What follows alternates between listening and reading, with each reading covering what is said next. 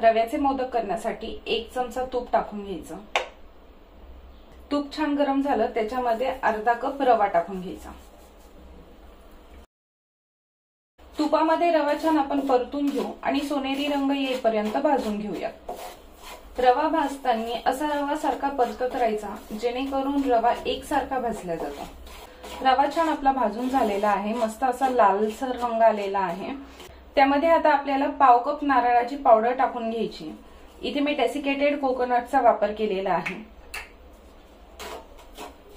ते पण छान परतून घ्यायचं।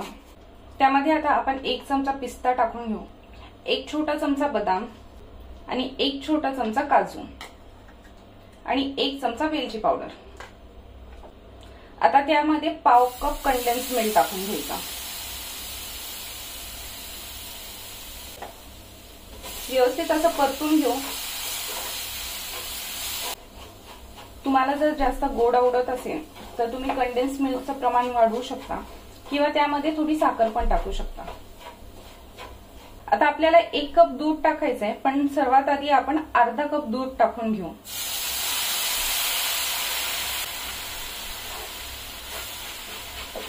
आपल्याला रव्याची कन्सिस्टन्सी परफेक्ट हवी, त्याच्यामुळे दूध आपल्याला अर्धा अर्धा करून टाकायचं।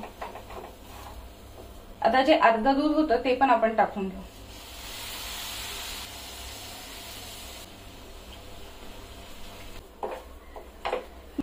आता आपला रवा बनवून तयार आहे।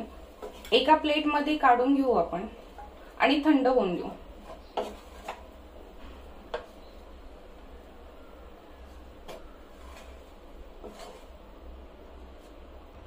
आता आपण मोदक बनवून घेऊ। त्यासाठी मी मोदकाच्या साच्याला थोडं तूप लावून घेते। दोन्ही बाजूनी व्यवस्थित तूप लावून घ्यायचं। अशा प्रकारे साच्यामध्ये रव्याचं मिश्रण भरून मोदक तयार करून घ्यायचे।